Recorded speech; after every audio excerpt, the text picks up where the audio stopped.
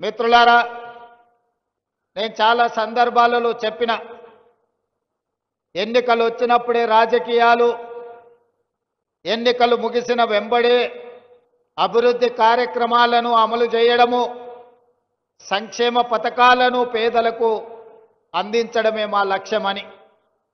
సంక్షేమాన్ని, అభివృద్ధిని రెండు కళ్ళలాగా భావించి 4 కోట్ల తెలంగాణ ప్రజల యొక్క అభ్యున్నతి కోసమే మా ప్రభుత్వం అహర్నిశలు కృషి చేస్తుంది, నిరంతరం పనిచేస్తుంది. గత 2 సంవత్సరాలలో ఈడ చాలామంది చదువుకున్న యువకులు ఉన్నారు, పాత్రికేయ మిత్రులు ఉన్నారు. ఈ 2 సంవత్సరాలల్లా ఏ ఒక్క రోజైనా, ఒక గంటైనా ఎప్పుడన్నా నేను సెలవు తీసుకున్నానా మీరు ఒక్కసారి ఆలోచన చెయ్యండి.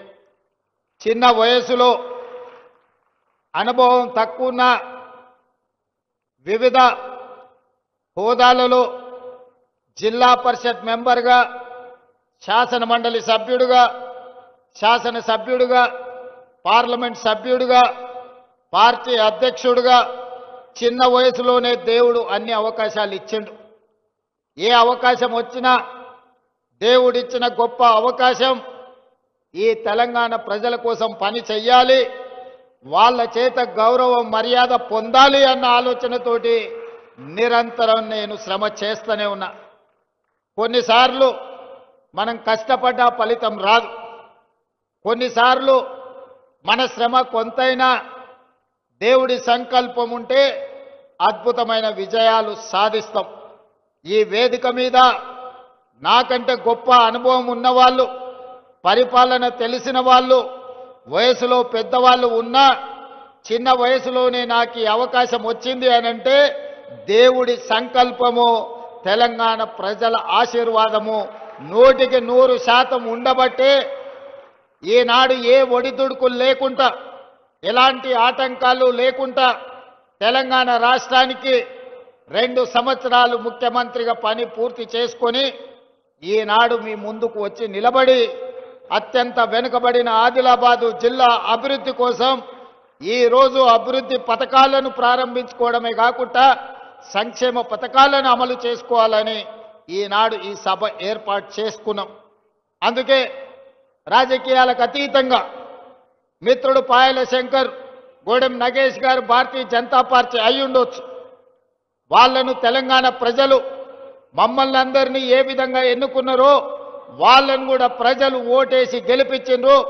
వాళ్ళందరిని కలుపుకొని అభివృద్ధి పదం వైపు నడపాలన్న ఆలోచనతోటి ఈనాడు వేదిక మీద వాళ్ళందరితో కూడా మాట్లాడించి వాళ్ళ ఈ ప్రాంత సమస్యల్ని ఏవైతే నా దృష్టికి తెస్తారో వాటిని పరిష్కరించాలన్న ఆలోచనతోటి ఈనాడు మన ప్రభుత్వం పనిచేస్తుంది. నేను ఒక్కటే మాట అడగదలుచుకున్నా, 4 కోట్ల తెలంగాణ ప్రజల్ని ఆలోచన చేయమని నేను విజ్ఞప్తి చేస్తున్నా. ఆనాడు 10 సంవత్సరాలు ఆ ప్రభుత్వం ఉన్నప్పుడు ఏనాడైనా ప్రతిపక్షాలకు సంబంధించిన ముఖ్యమంత్రి గారి కార్యక్రమాలలో పాల్గొననిచ్చిండ్రా? ఒకవేళ ప్రతిపక్షాలు ఎవరైనా పాల్గొన్నా మాట్లాడడానికి 1 నిమిషమైన అవకాశం ఇచ్చిండ్రా? మీరు ఆలోచన చెయ్యండి. ప్రజాస్వామ్య స్ఫూర్తికి విరుద్ధంగా ఆనాడు పరిపాలన జరిగింది. అలాంటి తప్పిదాలు మళ్ళీ జరగొద్దు. ప్రతిపక్షంలో మేము ఉన్నప్పుడు సచివాలయానికి వెళ్తే వందలాది మంది పోలీసులను పెట్టి తాళ్ళు పెట్టి కట్టేసి మీరు సచివాలయానికి రానే వద్దు, మిమ్మల్ని రానియమని నన్ను, సీతక్క లాంటి వాళ్ళను తీసుకెళ్లి పోలీసులు నిర్బంధించి మా ఇంటి గేటు దగ్గర పడేసిపోయినారు. ఇప్పుడు అలాంటి పరిస్థితులు లేవు, అలాంటి పరిస్థితులు రానివ్వద్దు. నేను నిన్న ఢిల్లీకి వెళ్ళిన, ప్రధానమంత్రిని కలిసిన, కేంద్ర మంత్రులను కలిసిన, మన తల్లి సోనియమ్మ ఆశీర్వాదం తీసుకొని ఇవాళ తెలంగాణ రాష్ట్రంలో సగర్వంగా నిలబడి నాది తెలంగాణ రాష్ట్రం అని గొప్పగా చెప్పుకుంటున్నామంటే ఆ తల్లి సోనియమ్మ ఆశీర్వదించి 60 సంవత్సరాల ఆకాంక్ష అయిన తెలంగాణ రాష్ట్రాన్ని సోనియమ్మ వల్ల మన కల సాకారమైంది. మరి ఇంత పెద్ద కార్యక్రమం పెట్టుకొని తెలంగాణ రైజింగ్ గ్లోబల్ సమ్మిట్ పెట్టుకొని ప్రపంచ దేశాలకు సంబంధించిన 100 దేశాల ప్రతినిధులకు ఈరోజు తెలంగాణ రాష్ట్రం ఆతిథ్యం ఇస్తున్నప్పుడు, ఇంత గొప్ప లక్ష్యాన్ని కార్యక్రమం పెట్టుకున్నప్పుడు ఆ తల్లి ఆశీర్వాదం తీసుకోవాలి కదా.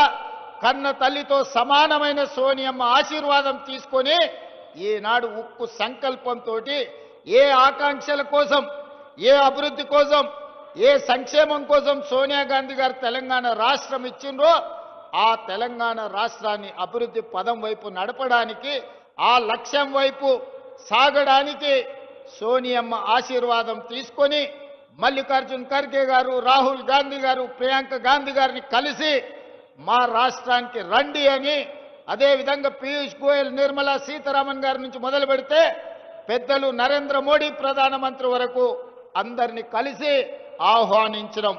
ఇవాళ తెలంగాణ రాష్ట్రంలో 4 కోట్ల తెలంగాణ ప్రజలు పండుగ జరుపుకుంటున్నారు.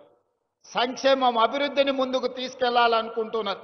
మరి అవి తీసుకెళ్లాలనుకున్నప్పుడు రాష్ట్ర కేంద్ర ప్రభుత్వాలు సహకరించుకోవాలి కదా, సమన్వయం చేసుకోవాలి కదా.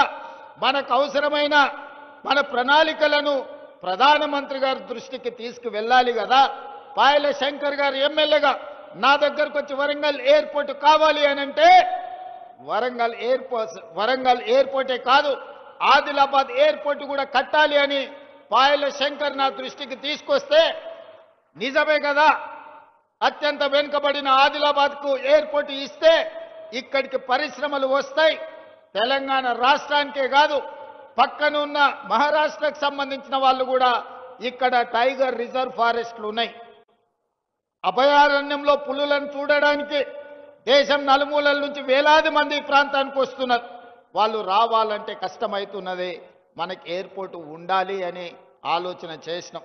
ఈరోజు మేము భూమి ఇస్తే రక్షణ శాఖకు సంబంధించిన రాజ్నాథ్ సింగ్ గారు సహకరిస్తామన్నారు. ఏవియేషన్ మినిస్టర్ రామ్మోహన్ నాయుడు గారు అనుమతులు ఇస్తామన్నారు. ప్రధానమంత్రి నరేంద్ర మోడీ గారు నిధులు ఇస్తామన్నారు. నేను కాంగ్రెస్ అయి ఉండొచ్చు, మా ప్రభుత్వం అయి ఉండొచ్చు, కానీ అభివృద్ధిలో కేంద్ర ప్రభుత్వం యొక్క సహకారం తీసుకొని ఆదిలాబాద్కు ఎయిర్పోర్టు తేవాలి అని నిన్న ఢిల్లీకి వెళ్లి మోడీ గారితో మాట్లాడి ఈనాడు ఆదిలాబాద్లో ఈరోజు నేను ప్రకటిస్తున్నా, సంవత్సరం తిరిగే లోపల ఆదిలాబాద్లో ఎయిర్పోర్టు పనులను ప్రారంభించి ఎర్ర బస్సు రావడమే కష్టం అనుకున్న ఆదిలాబాద్లో ఎయిర్ బస్సును దించి ఇక్కడ అభివృద్ధికి పునాదులు వేసి ఇక్కడ పరిశ్రమలను తీసుకొచ్చే బాధ్యత మన ప్రభుత్వం తీసుకుంటుంది. ఇందిరమ్మ రాజ్యంలో ప్రజాపాలన చేస్తుంది అని నేను ఈ సందర్భంగా మీ అందరికీ తెలియజేస్తున్నా. మీ గ్రామాన్ని అభివృద్ధి చేయాలని మీకు బలంగా ఉందా? సర్పంచ్గా గెలిచి మీ సత్తా చూపించాలనుకుంటున్నారా? గెలిచాక ప్రజలకు ఏం చేస్తారో చెప్పాలనుకుంటున్నారా?